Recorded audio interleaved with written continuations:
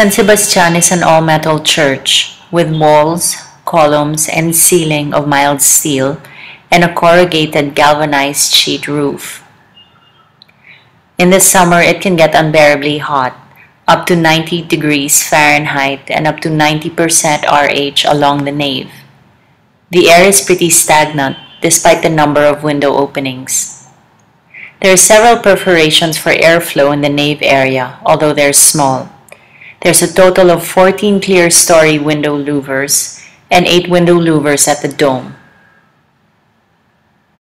There's a main door at the entrance, flanked by 2 side doors, and 2 other side doors midway down the nave. There are also small, round vents, shown in fuchsia in this model, which don't appear to be effective at all. The tower has the most window openings. Right now, only the second floor casement windows work, so this area, the choir loft, is by far the breeziest area in the church. From November to February, gentle Amihan winds come from the northeast. From July to September, monsoon rains bring habagat winds from the southwest. These wind-driven rains can be ferocious and have caused significant damage to the southwest corner of the building. In the 1940s, a rectory was built, abutting the southeast corner of the basilica. This has created an artificial air shaft to the second and third level windows of the tower. While it's breezy around these windows, it still isn't enough to move air around to the nave.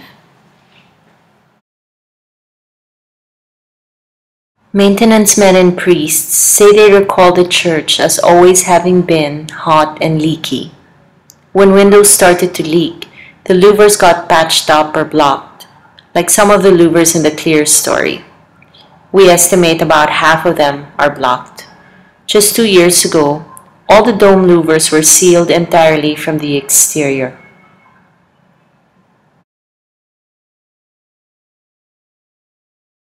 The choir loft at the second level, by the rose window, is by far the most comfortable space in the church. From here on upwards, though, it gets progressively hotter. When you reach the third floor tower level, it gets hotter by about 3 to 5 degrees Fahrenheit. Windows here are inoperable, and we're still unsure if it was originally designed this way. The only air source is from the windows facing the air shaft. Their panes have been blown out.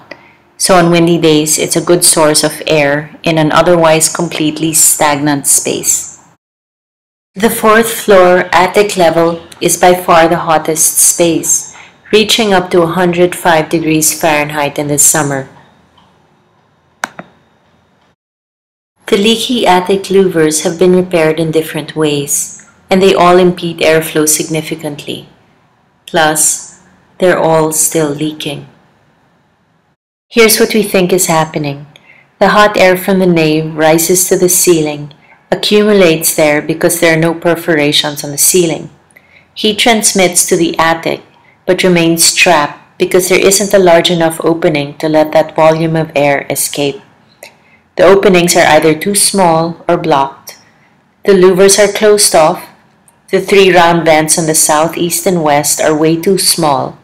And the winding stairwell that leads to the 5th floor deck is only a small perforation, although hot air does rush out of it.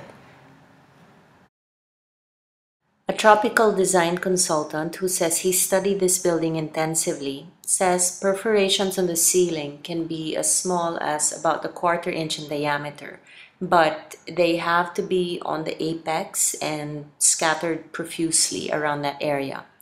He also says that all the air can escape through the roof, and he recommends lifting the ridge and building a second roof over that, thereby creating a long open channel. So the hot air escapes through that, and it'll cause a vacuum in the attic and suck in cooler air through the louvers.